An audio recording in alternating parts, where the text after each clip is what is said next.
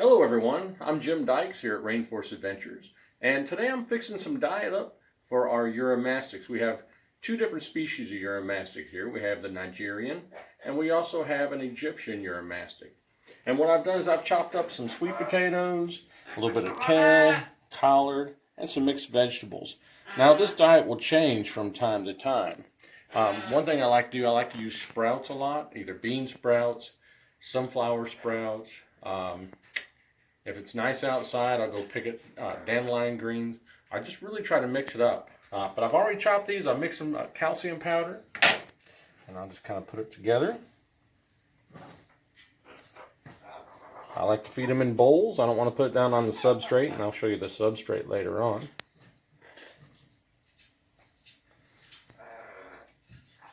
So there we go. Now, let's go check out these beautiful lizards. Hi guys, here's our Nigerian uromastyx. Look at this little guy. He's actually climbing my arm for its food. Now these were imports. They're young. They're going to get a little over, sometimes a little over a foot, usually 12, 13 inches. Look, he's just chowing down.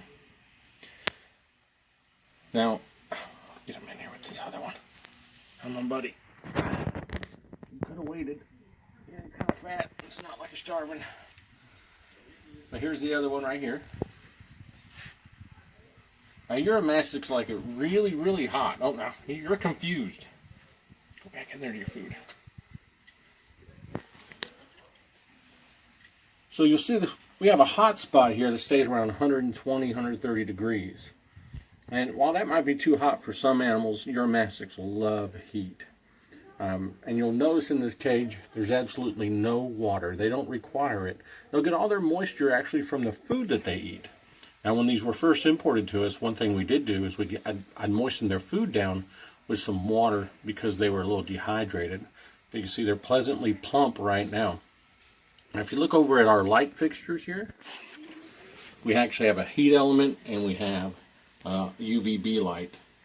Now, if you had an animal that could climb these rocks, if you had like a species of gecko, or if you had something get up to these lights, I would never recommend leaving these open like this. But these lizards cannot get to them, so they cannot get thermal burns. And this dry substrate is just something I had at home. I had actually under my deck in my house, so I brought it in. It's mixed with a little bit of sand. If you're going to use sand, use play sand. It's a silica sand. That way it doesn't bind, so if they do ingest it, it won't cause impaction. But that's usually not a problem. Just feed the food on a little plate. Now, I will give these animals some crickets from time to time, just because they're young. As they get older, I probably won't. I'll probably give them more of their protein actually from just bean sprouts and things like that. Look how alert, and they're, like I said, these are imported animals, and they're not even frightened whatsoever. They're just wonderful little pets, as long as you just do a few things to take care of them. Now we're going to go from here, and I'm going to show you our Egyptian uromastyx. So, hi, this is our Egyptian uromastyx. Let's see if it wants to come over and have a bite. Now this is the largest species of uromastyx, getting over 30 inches in length. I want you to look at this rock setup that we have here. You see it's angled towards the heat, and it's got kind of multiple layers. So I do this in a lot of these lizard cages, especially like monitor lizards and uromastyx, so they can get hot, and they spend a lot of time up here.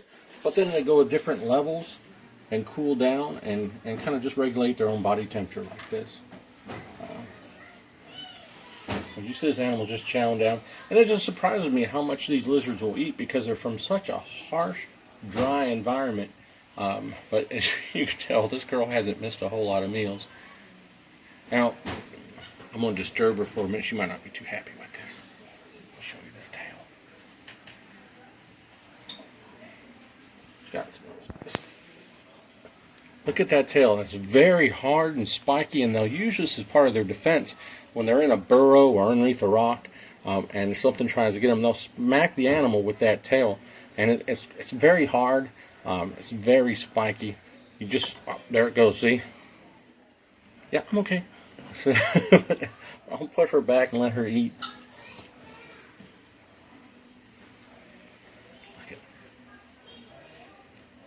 She's beautiful.